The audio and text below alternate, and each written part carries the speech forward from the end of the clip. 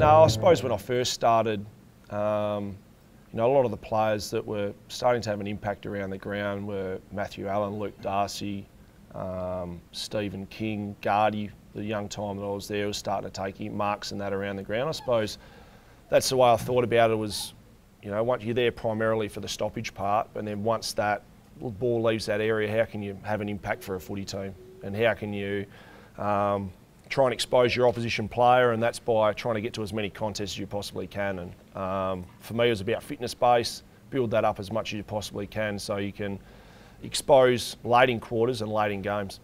How you revolutionised the game a bit in terms of ruck play? Do you see yourself going out as a great ruckman or as a midfielder, Coxie, because your numbers were, you know, to prime like a midfielder? Yeah, I suppose I first of all prided myself on being able to give first use to the midfield, and you know, I'm still big on hit out to advantage percentages, not just total hit outs as well. So it's all about trying to connect with your midfield, and then you know, I suppose to be able to have an impact once the ball left the area, I'm wrapped that I was able to do, and I suppose play my role in being a successful footy team.